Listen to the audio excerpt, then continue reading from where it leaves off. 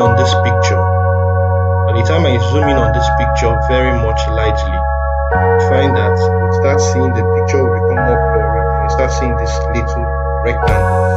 Now these are what we call the pixels. In every picture, most pictures come in pixelated form. So all these little tiny dots is what forms this picture that you're seeing. Okay? So, but a vector-based graphics or a vector-based image is an image that no matter how you increase the size of that image or that object, the quality does not reduce.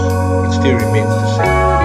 Okay, so most of the things that we do with Adobe Illustrator, like flyer, posters, vector-based graphics like graphic software like Illustrator is the best for it. But by the time you start printing out these materials, it will appear in a very, very, good and readable format, and it will have good quality. So the best program to design any of those things is Adobe Illustrator, which is a vector-based software. Anytime once you open your Adobe Illustrator using the 2020, you're going to find this interface. Alright, now you would see start a new file fast. You would see the different layouts, document layouts or artboard layouts that are available here by default. But now you go here, create new.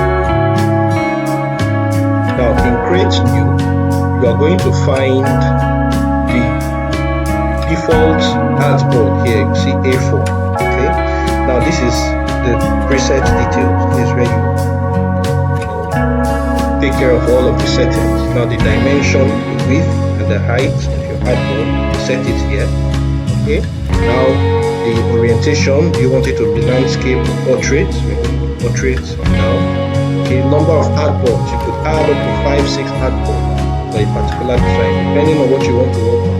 Let's say you want to work on 5 flyers, and you want to just have all the layouts so that you can be looking at the different formats of the flyers that you're working on. You can be able to set it to that number here. Let's go with that. Then we have bleed. Now we'll come back to bleed a little later. Now bleed is very important for doing anyway. If you're working on something that is going to be printed, bleed is a very important factor that you have to incorporate in your page layout. Now we'll come back to that later on. Now color mode. Now this is another very, very important thing that you should take note of. And there are 2 basic color modes. We have the RGB, we have the CMYK color. Now what are the differences and at what point are you going to use CMYK? Now basically, if you're carrying out a design for a design that will be on screen, that will not be printed, let's say social media post design.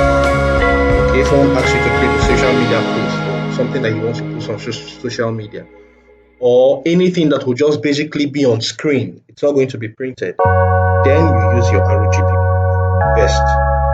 But if you're going to work on a document that will eventually be printed, then CMYK is the color mode to use. CMYK stands for cyan, magenta, yellow, and black, while RGB stands for arrow and red, green, and blue. So these are like color combinations. Now most printers that are existing today use the CMYK color mode. Okay, the combination of colors, that how they combine colors to get any color they want, is using the CMYK color mode. That's why if you're going to design something that will be printed, use your CMYK color mode. Now the next thing here is your raster effect. Now raster effect means just the quality of the job you want to work on. PPI means pixel per inch. Now 300 PPI is the highest level of quality here. So you set it to 300 PPI, that's the best. Okay, and that's all. Then what else? Nothing more serious here again. Or you just click on next is what? Create. Just click on create. Wait for